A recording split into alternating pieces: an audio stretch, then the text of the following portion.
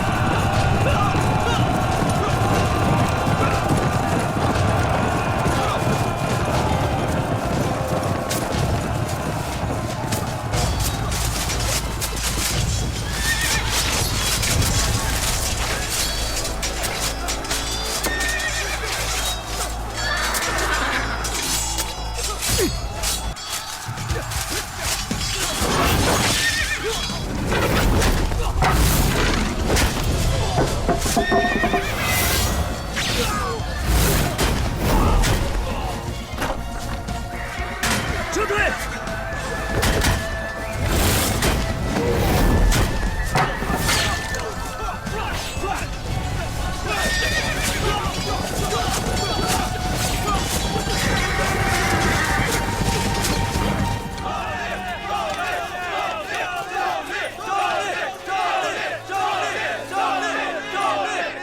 我们终于打了一场胜仗！大家不要松懈，咱们还要再接再厉。今天虽然只是一场小小的胜利，但是事实证明，楚北节并不是战无不胜的神，咱们可以打败他，并且已经打败他了。今后，不管是谁，若敢犯我大梁，咱们一定要携起手来，把他们给赶出去！赶出去！赶出去！赶出去！赶出去！赶出去！赶出去！赶出去！赶出去！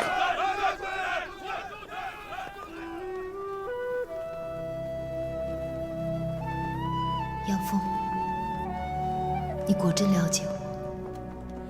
无论我帮谁，都逃不开这锥心之痛。但也许，这就是我的宿命吧。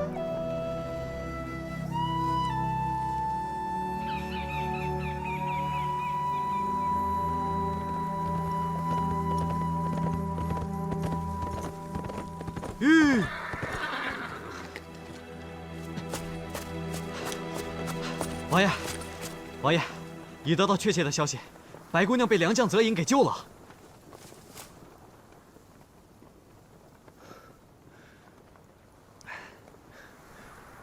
天可怜见，娉婷没死，太好了。可是，听梁军里面相传，现在军中有一名神秘的女主帅。如果默然没有猜错的话，这名神秘的女主帅应该就是白姑娘。哎，王爷，那如果是白姑娘，那你说咱这打还是不打呀？今日一战实在不像是泽隐的手笔，接下来的仗就变得有意思多了。嗨，这有什么意思啊？百里茂林让我们的士兵吃了亏，但偶然也让我发现了一件好东西。啊？这不就是半截树枝吗？这叫三花树，百里茂林里到处都是。可娉婷只用它来缠住我们的战马，看来他还不知道这种树有更厉害的地方。有句话叫以彼之道还施彼身，唯有用它还颜色。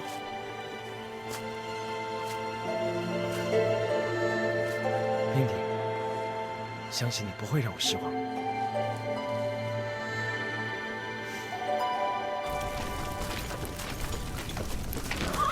如今我们虽占先机，但这棋盘上已经没有多余的棋可以走了。可是这场胜利对我们来说至关重要。如今将士们的士气都被提起来了，大家都非常有信心。虽说不一定能胜，但接下来楚北节的日子不会好过。对了，有一件事情我想问白姑娘。何事？你可知道，晋军为何会突然对我大量出兵？为何？今天我和楚北节对战之前，他提到过，说有大批晋商被我梁军所杀，好像就是因为这件事情出的兵。但是我对此事一无所知。虽然我隐居已久，但是军中的事情我不可能毫不知情。这件事，白姑娘知道吗？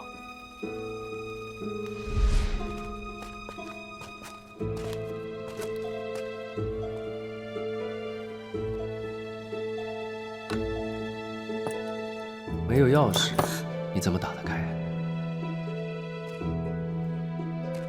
怎么？好好吃药，好好休息。我走了。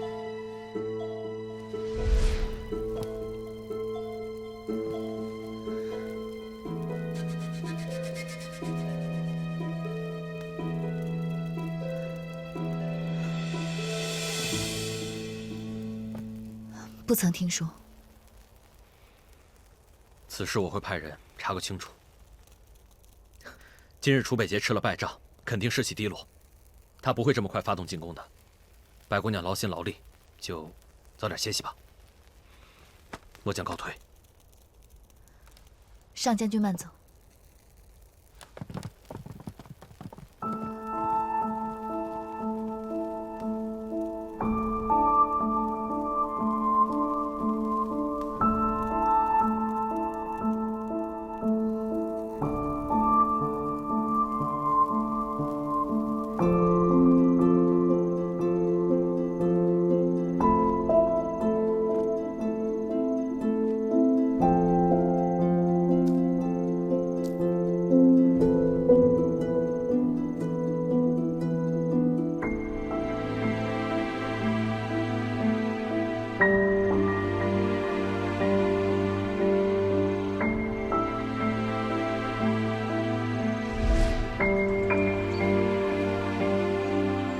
姐姐，求求你别走啊，姐姐！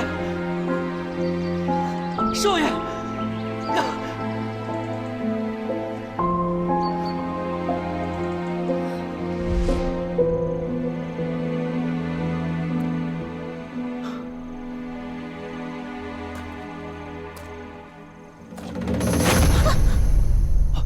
公主，何暇冒犯公主，请恕罪。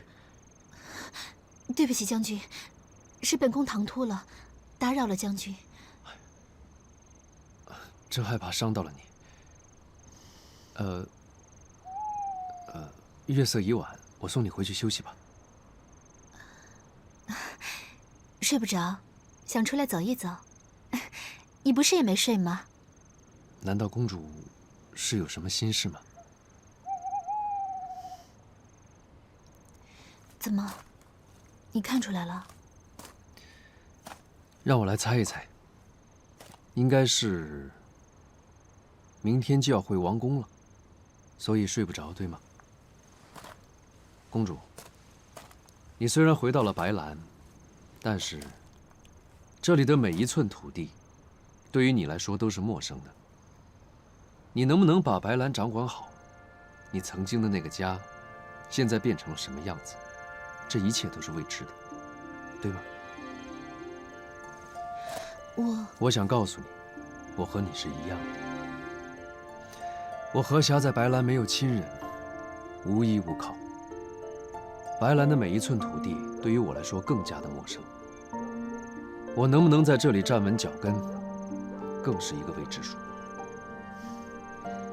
原来将军也会担心未来，我还以为……没错，公主，你的担心其实就是何霞的担心。我们在这里无依无靠，无路可退。但是公主，我想提醒你，我们应该把这份担心藏起来，放在心里，不要被人抓住了把柄。所幸我们还有彼此啊，我们可以互相扶持。你可以把我当成你的知心人，有什么事情，你可以告诉我，倾诉给我听。知心人？没错，我们可以做彼此的知心人。我可以替你分忧解难。准奏。何霞领旨。公主，今晚月色这么美，我们一起小酌一杯吧。好啊。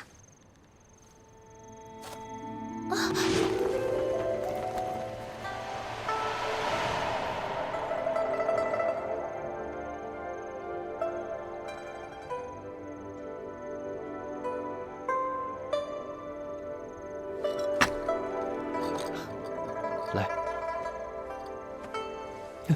小心。你等我一下。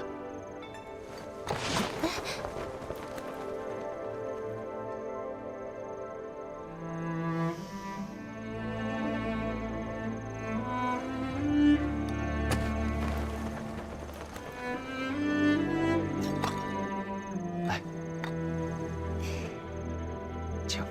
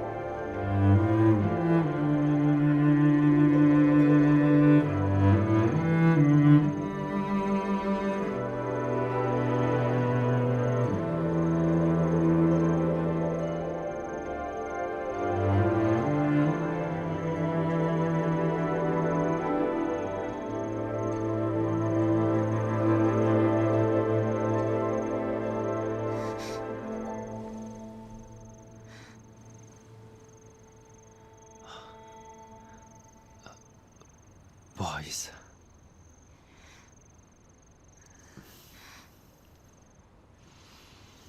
给我点时间，我还没有准备好，可是我愿意。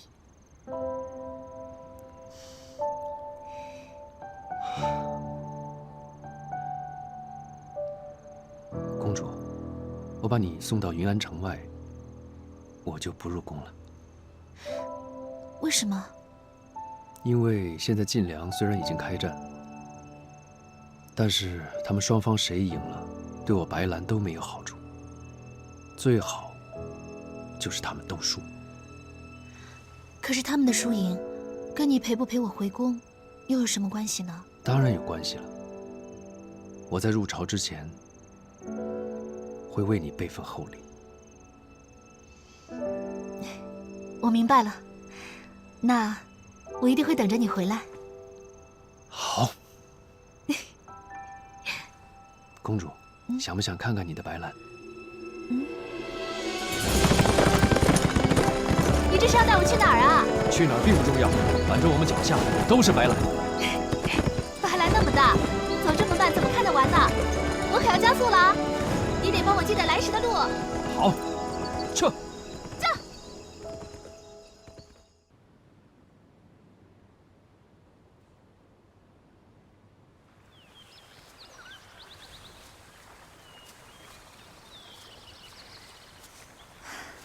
这就是我久违了的白兰。将军，你今天说的都对。本宫心中确实很不安。云安宫中的形势，可能比你我想的更复杂。公主有什么话就说出来吧，说出来会轻松一些。我的王兄刚刚驾崩。贵丞相就把本宫从大梁接回来执政。之前王兄一直打压贵丞相，贵丞相势必会借此机会翻身，一展宏图。可是朝中王兄的党羽众多，即便本宫无心掌权，他们也是人心惶惶。所以说，这以后宫中的日子，怕是……公主，你看。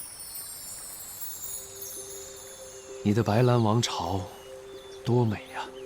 这些山川河流都是你的，百姓们，宫中的每一个臣子也都是你的。将军的意思是，白兰多年军力薄弱，无将可用，故外不可攻。目前，公主朝中无人，依附于贵家。内不可乱。公主回去之后呢，需要做好的是一个守字，守住你的江山，守住你的百姓，守住你自己。公主，难道你不是这么想的吗？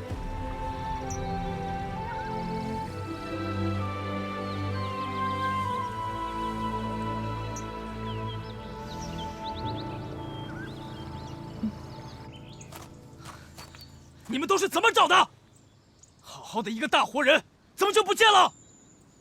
找不到公主，你们谁都别想活！是，贵将军，贵将军，禀报将军，马房少了2匹马，应该是何霞带着公主出去了。我从一开始就知道这小子一定有问题。传令下去，给我堵住所有的出境关口。只要在我白兰境内，我就不信抓不到你。是，公主。公主，醒得早，出去走一走，是什么事情让贵将军如此大动干戈呢？公主以后要出门，身边得有人保护啊。这是我白兰的境内，又有何将军的保护，有什么好担心的？休息片刻，稍后出发。是。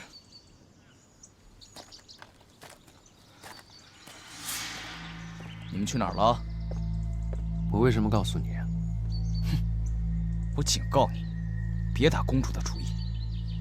你只是一条无家可归的流浪狗，公主只是可怜你而已。总好过讨厌。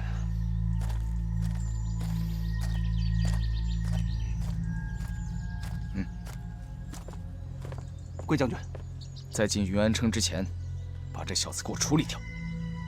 这小子还有点功夫，不要硬来。是。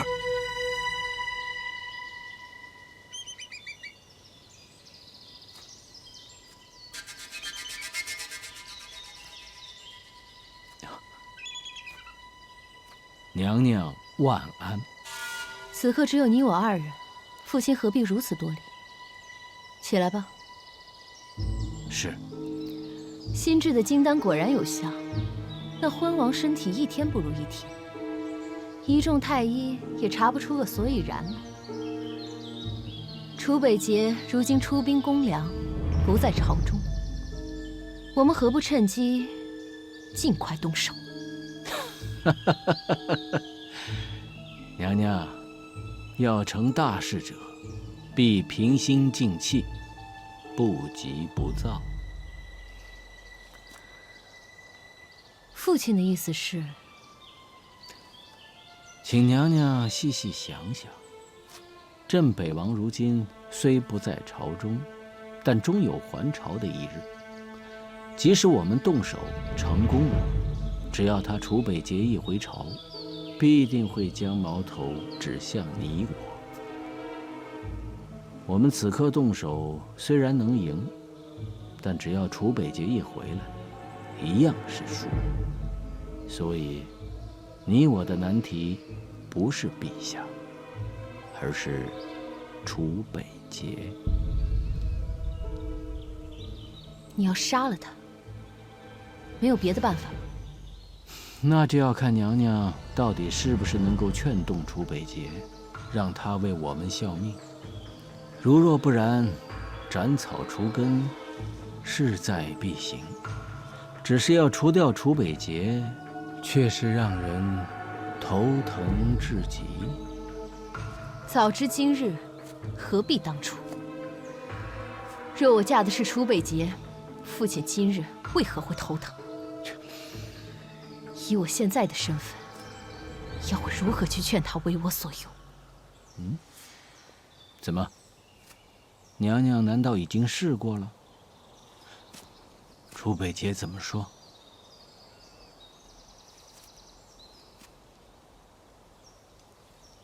你知道他是如何羞辱我的吗？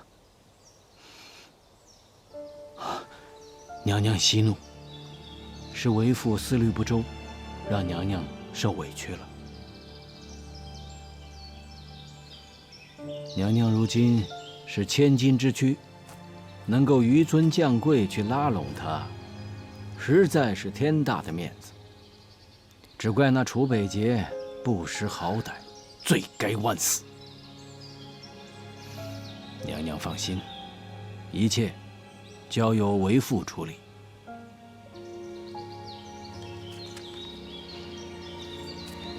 娘娘请看，这是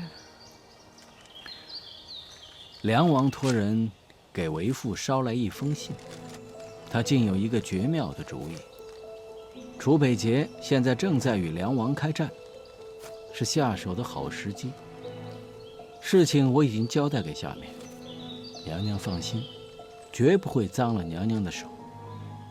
为父告诉你，只是让你心中有谱，必要之时，能替我牵线搭桥，推波助澜。借刀杀人。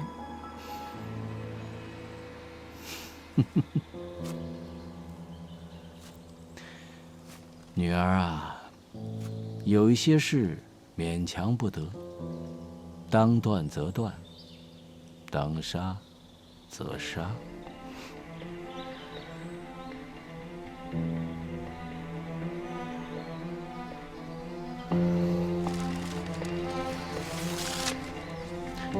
娘娘，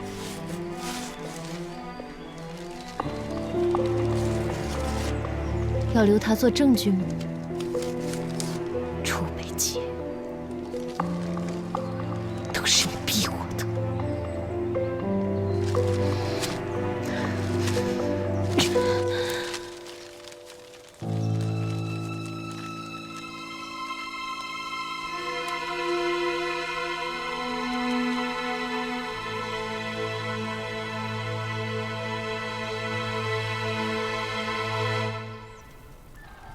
白姑娘，晋军就在东南方向50里外扎营，看牧城已经布防完毕。就算晋军进攻，我们也能抵抗一段时间。看牧城上下所有将士，一定会不惜一切守城，就等姑娘的计划成功，大晋王宫内乱，楚北捷就会退兵。但已经2天了，晋军那边毫无动静。现在连我也猜不到，他下一步会走什么样的棋。报，单将军，白姑娘，经我方侦查，禁军每天正常休息，但有一小波步兵每天清晨进入百里茂林，深夜才回来。又是百里茂林。楚北捷派人去百里茂林干什么？可有相关百里茂林和堪布的典籍？有，我回头让人给姑娘送过来。百里茂林，楚北捷做任何事情都有他的目的，我们也不能松懈。将军，可否立刻派一队士兵悄悄进入百里茂林查探？好，我立刻派人去查探。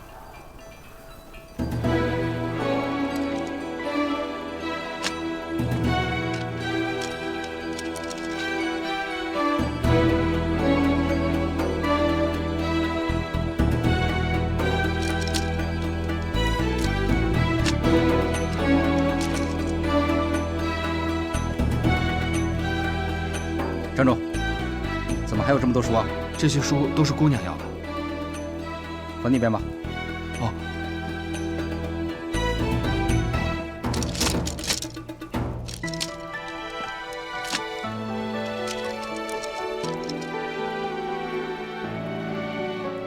哎，姑娘看书好快呀。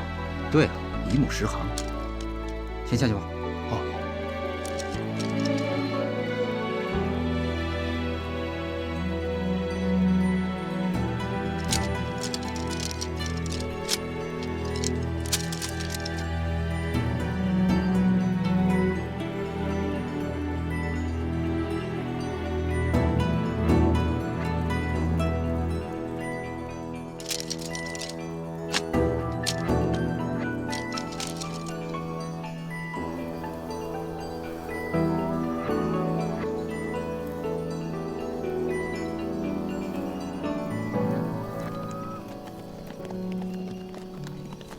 千万不能马虎，一定要做好布防。好，将军，白姑娘起了吗？白姑娘一夜未眠。什么？一夜未眠？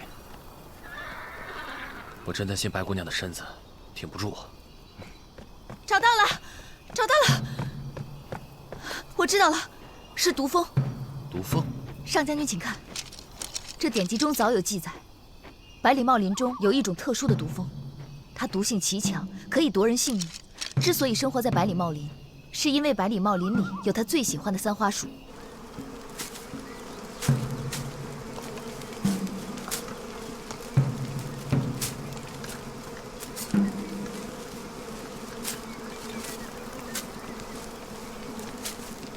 三花树毒液可以引发毒蜂狂性，用其汁液熬药饮用，却可以解毒。要攻城，只要将三花树枝用弓箭射进堪布，再放出大量毒蜂，守军将士必定死伤过半。等毒蜂进去后，晋军再上，即刻便可突破梁军的最后一道防线。不过，从前要进入百里茂林的人，都会以三花树枝叶煎药服用，以防备毒蜂袭击。只要晋军众将士预先喝下这种草药，就不用担心被毒蜂误伤。假如楚北捷想用毒蜂攻击我军，一定会命人暗中砍伐树林。而为了避开我们的探子，他们就必须就地熬制解药。竟然还有这样的计策！是啊，这样的计策听起来虽然匪夷所思，但这也恰恰是他最可怕的地方。楚北捷最擅长的就是因地制宜，擅长用最少的兵力达到最好的效果。战神这个名号也不是浪得虚名的呀。沙场上能和这样的良将为敌，也不知道是幸运还是不幸。那接下来我们该怎么办？是。将军，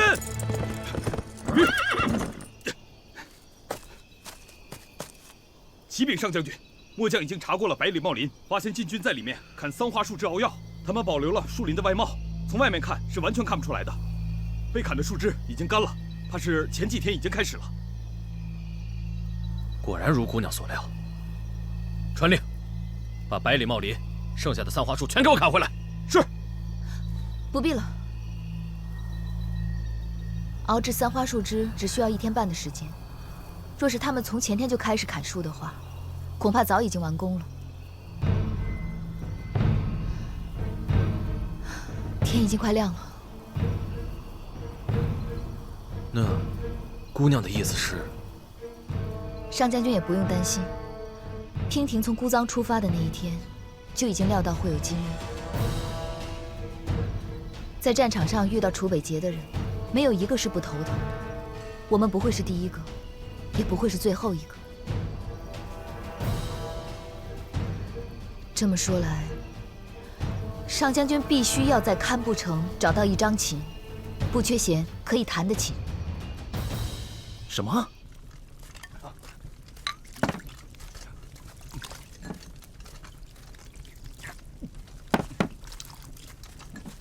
每个人都喝啊！是。好，那都喝了。是。不然会被毒蜂蛰的。是。喝完之后去那边取剑。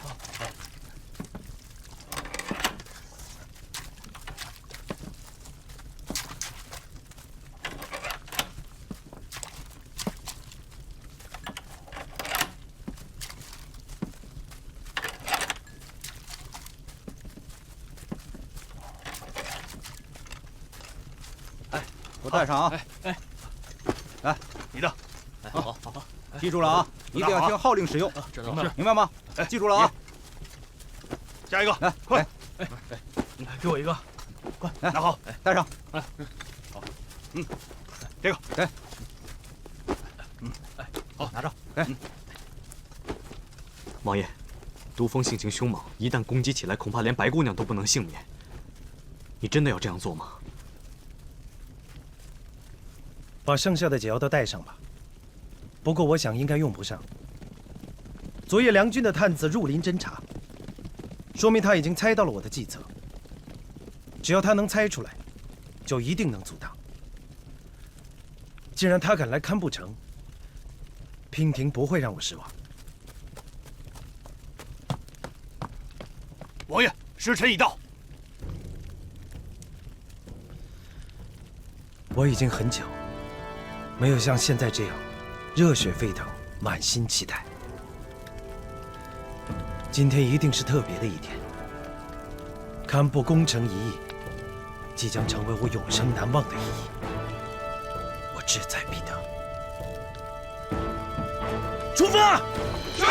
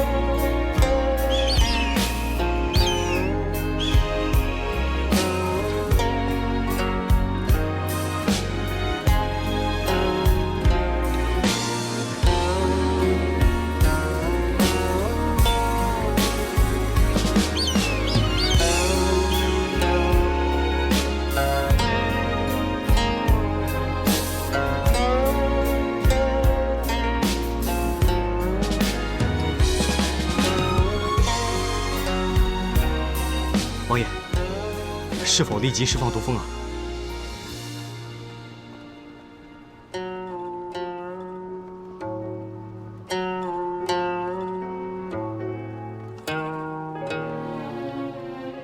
暂缓。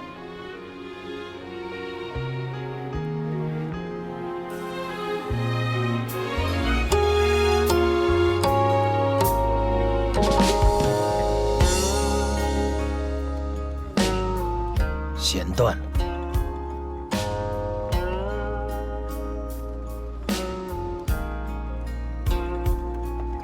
王爷，这是第2根了。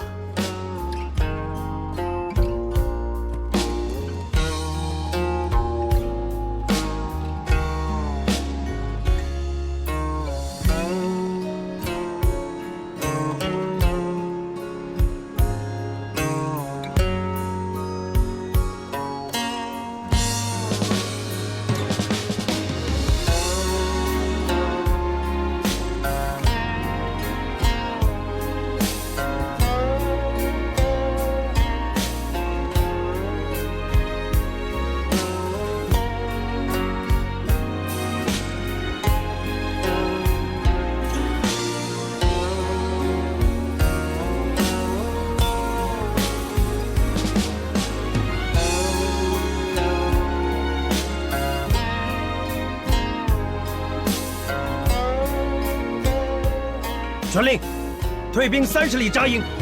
是。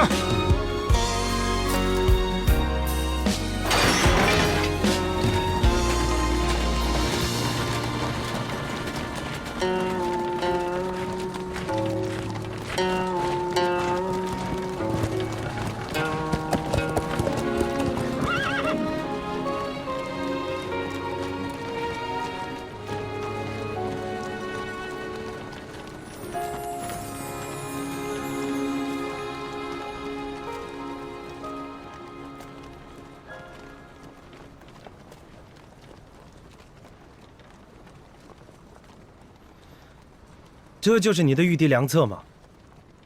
早已活腻了吗？居然命你一人出现在我数万大军面前。我不在的时候，你就任凭他们这么糟蹋你吗？王爷，娉婷才是这一场仗的主帅，和泽隐将军没有任何的关系，又何来糟蹋一说呢？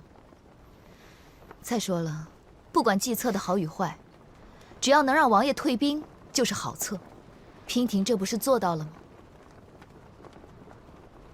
攻心之计，胆大妄为。若是王爷真的在众目睽睽之下用毒蜂之计害死了娉婷，那恐怕就会激起梁军最后的热血。到时候，就算你们能拿下堪布城，城中的所有军民，恐怕都会让你们伤亡惨重的。再说了，若是梁国百姓知道我一介女流之辈，为了保护堪布城而被你残忍杀害的话，想必梁国所有的百姓和将士都会奋起反抗的。哀兵之勇，王爷，你要比我更清楚吧？如果激起了一国人民的热血，就算有再强的兵，怕是王爷也镇不住。所以你就以身犯险。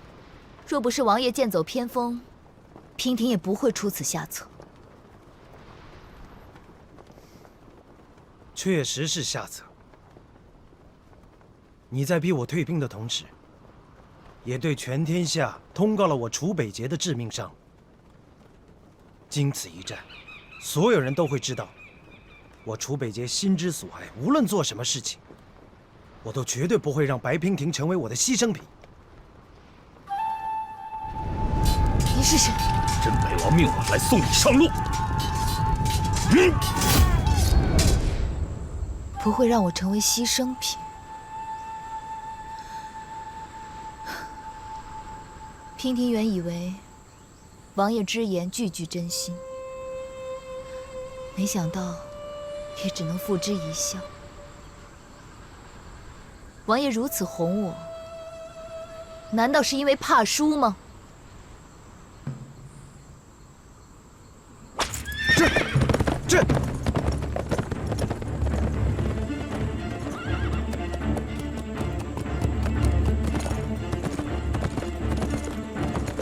王问你，晋梁大战与你何干？为什么要帮大梁人？大梁并没有去截杀大晋的商队，没有。没有。看来你已经知道谁是这场战争的幕后推手。若是大晋主公无心侵占，又有谁能推得动呢？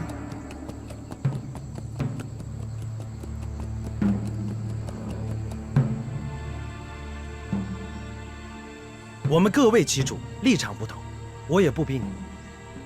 这一局你赢了，我输给你3个时辰。下一次，我一定会来亲手生擒你。娉婷一定会竭尽全力，不让王爷失望的。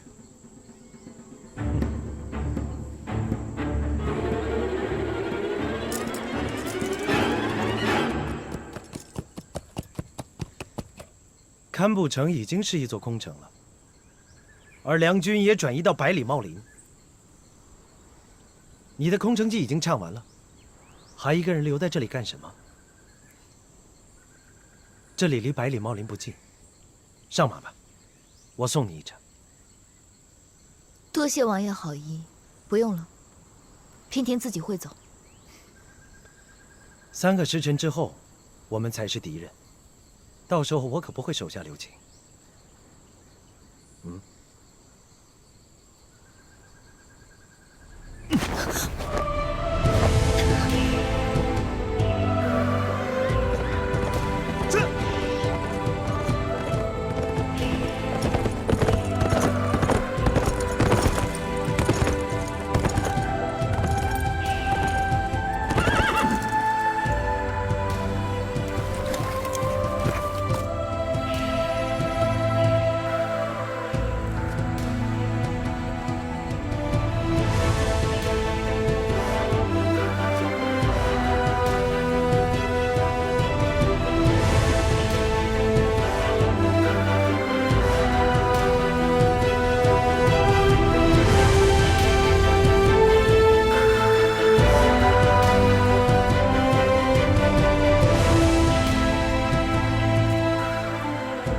去吧，就送你到这儿了。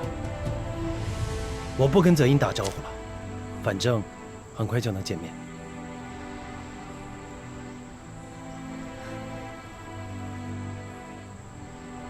怎么这么看着我？舍不得？还是想跟我一起走？我只是在想，你是我遇到过的最可怕的敌人。完全看不透你心里到底在想什么。我的心对你完全敞开，就看你愿不愿意进来看看。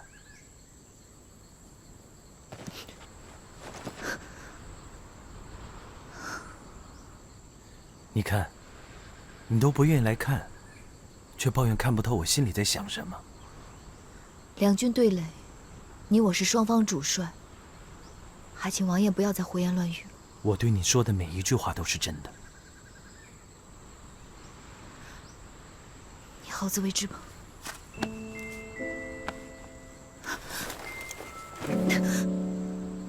放开。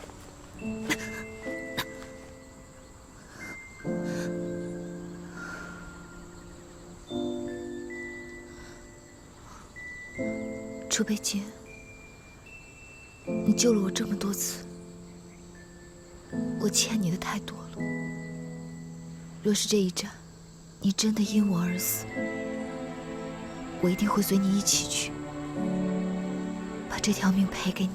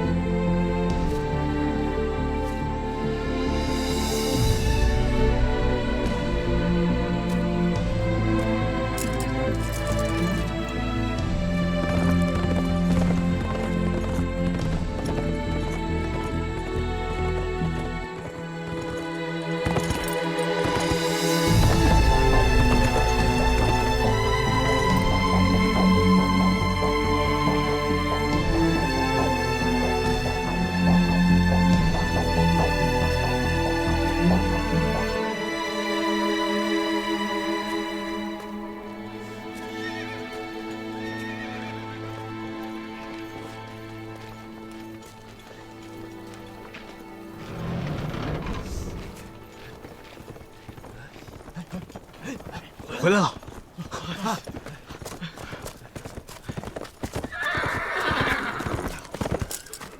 王爷，你可算是回来了。刚才白姑娘那招真是太险了。假如王爷出手，岂不给世人留下用毒物加害手无寸铁女子的印象吗？王爷一代名将，光明磊落，一旦蒙羞，那岂不是严重打击了我军上上下下如虹的气势吗？真想不到，白姑娘不出手则已，一出手便不留余地。还好你没有下令攻城。即使没有这些理由，本王也不会下令攻城。失去白娉婷，将是我楚北节最大的遗憾。区区一座堪布城，怎么能记他半根头发？不，那王爷，那咱到底打还是不打呀？打！3个时辰之后出兵。不对啊，王爷，即使不用毒蜂，只要白姑娘孤身站在城楼上，我们便发动不了进攻。仅仅是射在城楼上的乱箭，也能置她于死地啊！谁说我们要攻城了？啊？不攻城了？命所有士兵备足粮草饮水。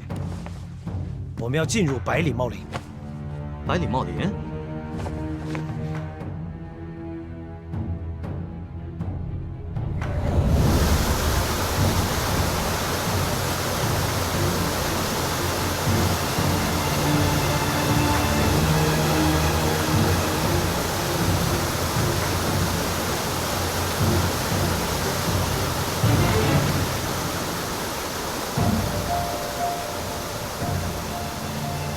漠然，如果换成了你是梁军主帅，你会怎么应对晋军？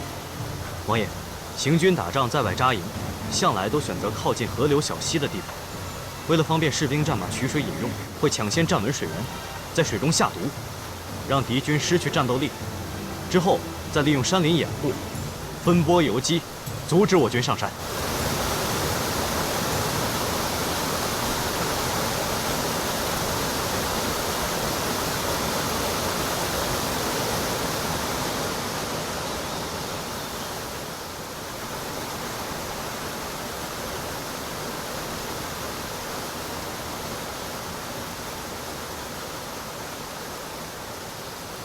上将军，白姑娘，楚北节已带人入林，现已至点清峰山下。点清峰下，我刚正与上将军商量，他在点清峰山顶扎营作战。这里便是点清峰6条清泉的水源。若寒将军，你现在立刻派人去山腰处，在这6条清泉中下毒，断了敌军的水源。白姑娘好计策。楚北节出入百里茂林，对当地的地势并不了解。我们在他们弄清楚之前，先在水中下毒，一旦断其水源，他们一定支撑不了多久。到时候无法找到无毒的水源，怕是军中只会奄奄一息，军心涣散。到时候我们在天色的掩护下率军杀入，也让楚北节尝尝我们大梁男儿的厉害。点清峰是百里茂林的制高点，也是山中所有水系的源头。梁军帅帐定会驻扎在山顶，传令下去，禁止任何人饮用山间泉水。战争，战的是人，算的是心。我这一招啊，若是用在别人的身上，定能成功；可若是用在楚北节的身上，我也没有几分把握。姑娘，为何用在别人身上可以，用在楚北节身上就不行了？只因为他是楚北节啊。若我们的对手不是楚北节，早就不用在这里苦战了。百里茂林沿堪布山脉延绵近百里，范围极广。即便梁军有5万之多，可一旦藏进茂林之中，若按寻常方法寻找，我们要知道他们的踪迹也难如登天。楚北节思虑周全，他出来堪布，就在百里茂林吃了我一次亏。之后就立刻想到用百里茂林来反攻，还想到了用毒蜂攻城这个计策，害我们险些中计。如今，他又怎么可能不派人先探查清楚，掌握百里茂林的地形？漠然，你将我军兵力分为6支，互为养护，互通信息。分别沿点清风的6条水脉建立营地，但不能扎营。梁军必定会派探子在外游弋，我们只需要在他们面前出现，他们就会主动来袭。等蛇出洞，给他一个迎头痛击。若是我们以为仅仅占据了一个水源就能让楚北杰栽跟头，那今晚被俘的可能就是我们。姑娘说的对，是我们想的太少了。将军，还请你立刻派几拨人出去探查敌军在哪里扎营，一旦有消息就立刻汇报。越是在这个时候，我们就越是要仔细小心。王爷，这是诱敌之计，风险也未免太大了吧？即便我军沿着河流建造营地，这也只是在撞运气，更不可能知道他们在短时间内会攻击我们。王爷，此计最适合与敌军周旋，但是我们的粮草和饮水都很有限，一旦耗尽，岂不是正中敌人的下怀吗？王爷，为什么不速战速决？如果能不战而速决，岂不更好？不战速决？除此之外，我军还应该派出小股的队伍，在山林里四处散开，去搜索敌军的踪迹。一旦发现敌营，就从四面八方开始骚扰，这样也可以模糊敌军的视线，让他们不知道我们到底在哪里扎营。在骚扰之下，也可以让敌军分身乏术，以拖延时间。我们已经切断了敌军的水源，再加上这样的拖延战术，此战便已胜了大半。若寒明白。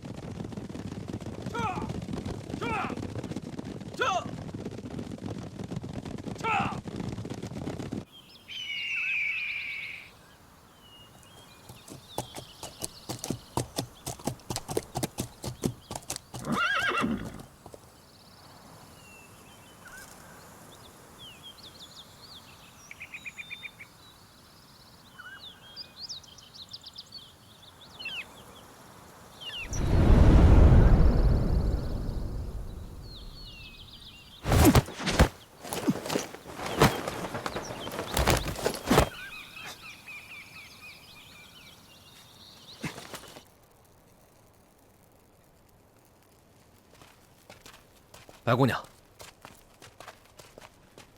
怎么样？有什么消息吗？刚得到消息，说是在点清风山下有很多禁军的营地。我跟若寒将军商量过之后，决定突袭营地，探清虚实，结果却扑了个空。扑空？我率兵过去的时候，营地已经空了，只有一些刚搭建起来不久的锅灶，堂子里还是热的，应该刚烧过火。一开始我认为这只是巧合。可是接二连三都遇到这样的事情，真是邪了门了。白姑娘，禁军神出鬼没，咱们的士兵都开玩笑说，难不成禁军会遁地之术？这世上哪有通天遁地之术啊？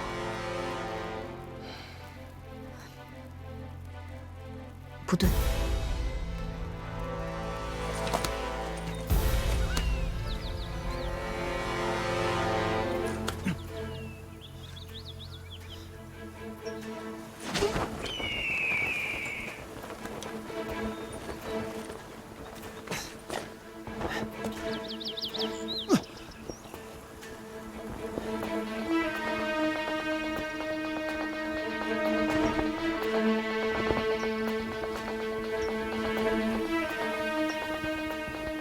白姑娘，他们一定是在掩护谁？掩护？掩护？道理很简单，若他们真的是在安营扎寨，而我们又是突袭，他们不可能事先得知跑得这么干净，这分明就是诱敌周旋之计。白姑娘的意思是，禁军不打算跟我们交锋，而是在跟我们周旋。正是。楚北杰不想与我军正面交锋，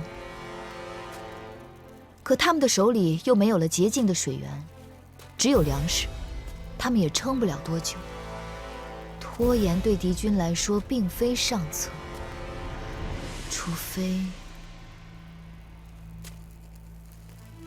除非他们是在声东击西，吸引我们的注意力。他们到底是在掩护谁呢？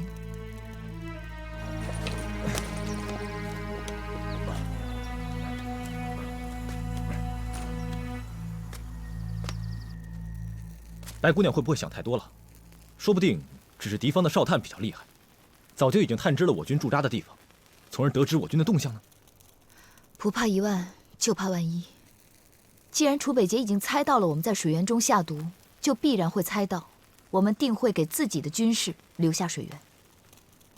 而这一路算上来，真正的点清风水源上游，就是这点清风山顶。如果我是楚北捷，必会直指着点清风山顶而来。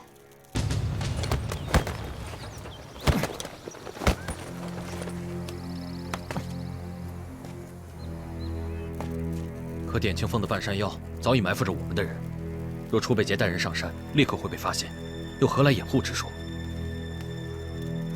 上将军，这点清风除了我们的步兵之处，还有没有别的路可以上山顶？有，云崖索道。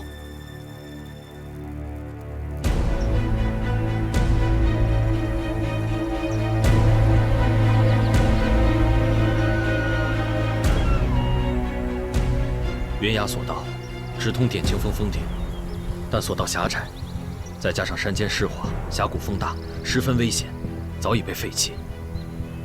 如今只是猿猴蚁兽的捷径，要想过军队，是万万不可能的。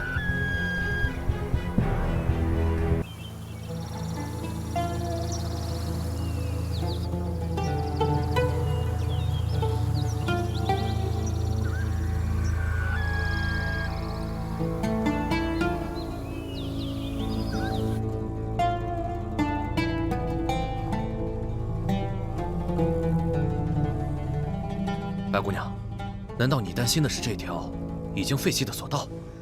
于旁人无用，可于楚北捷倒是未必。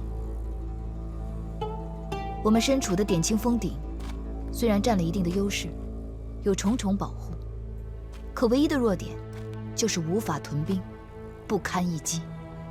一旦敌军攻上来，我们就会变得非常被动。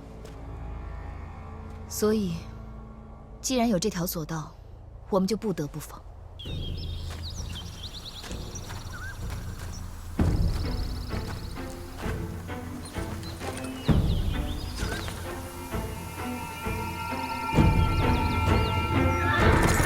撤！撤！撤！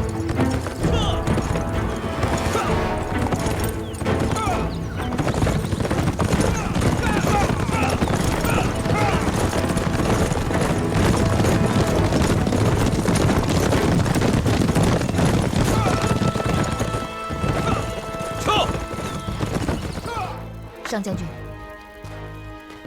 命你带1万精兵，在山腰处包抄围截。若遇见敌军，就让他们务必停留在避雷峰区域。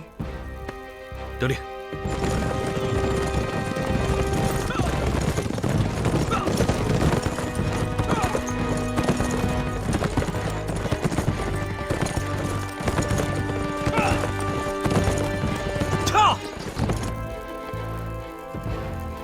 若寒将军，末将在。